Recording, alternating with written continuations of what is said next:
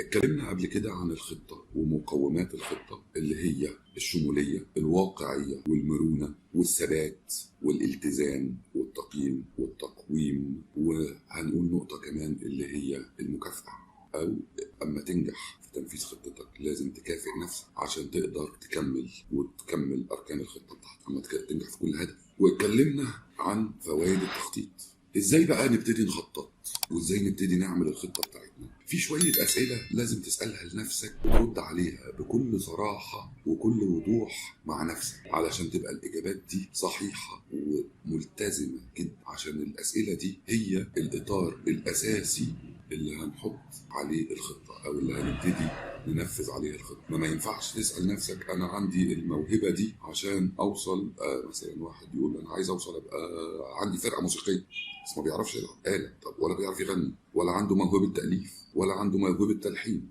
هوصل لهدفي ازاي؟ ممكن اتعلم بس هوصل ازاي؟ ما انا لازم اعرف وارد على الاسئله دي بكل صراحه ووضوح بيني وبين نفسي، عشان هتبقى الاجابات دي هي الاساس اللي هنبني عليها الخطه، فلازم تكون صحيحه وصحيحه جدا. ايه هي الاسئله اللي ممكن نسالها لنفسينا عشان نبتدي الخطه، او ايه السؤال الاساسي اللي هنقول عليه؟ اول سؤال لازم تساله لنفسك انا فين دلوقتي وعايز اوصل لفين، وده هنعرفه من اركان الحياه واولوياتنا. لازم تعرف الحاله اللي انت فيها من وجهه نظر السن، التعليم، الثقافة، الخبرة، الحالة النفسية، الإمكانيات الجسدية، القدرات، العيوب، المميزات، الميزات التنافسية. لازم تبقى عارف عن نفسك حاجات كتير عشان تقدر تقول أنا فين دلوقتي وعايز أوصل لإيه، واللي عايز أوصل له ده يبقى منطقي وموضوعي وأقدر أوصل. السؤال اللي بيقول أنا عايز أوصل لفين ده مهم جدا برضه، ولازم أجاوب عليه بموضوعية جدا ومنطقية جدا عشان الخطة دي تبقى خطة سليمة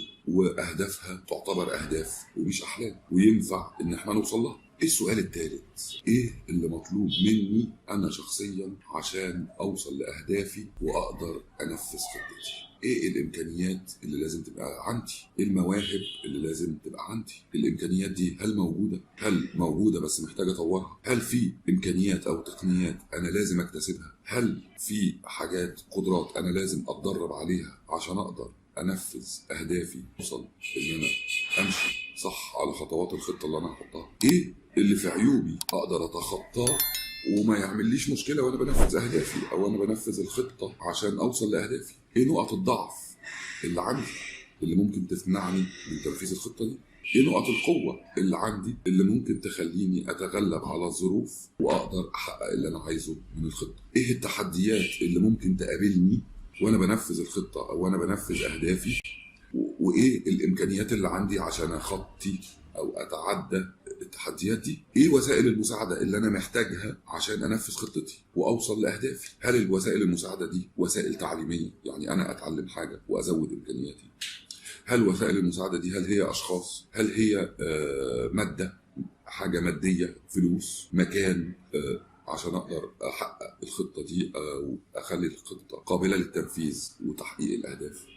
ايه الاثار السلبيه اللي ممكن تعود عليا او على اللي حواليا او على المجتمع او على اسرتي من تنفيذ اهدافي ومن اكمال الخطه بتاعتي؟ ما بقاش الخطه بتاعتي وتنفيذ اهدافي هيخلوني مكروه في اسرتي او منبوذ في المجتمع. كده تبقى حطيت الاطار اللي ممكن دلوقتي نبتدي عليه نحط الخطة ونحط الخطوات اللي هننفذ بيها الخطة. أما تبقى عرفت شخصيتك وطريقة التعامل بتاعتك وأركان الحياة والأولويات في الحياة وحطيت رؤية ورسالة، وعرفت من الرؤية والرسالة تطلع أهداف، وعرفت تحط الأهداف دي في إطار منطقي قابل للتنفيذ اللي هي الخطة، لازم نتكلم على حاجة اسمها خطوات تنفيذ الخطة. إيه هي الخطوات؟ هي خطوات محددة وملتزمة بوقت لتنفيذ هذه الخطة ولتنفيذ الأهداف المبنية عليها الخطة. فالخطوات دي لازم تبقى أول حاجة محددة قابلة للتحقيق أو التنفيذ ومحددة بزمن. ولازم نراعي واحنا بنطبق الخطة حاجات هي اللي بتخلينا نشتغل أو ما نشتغلش.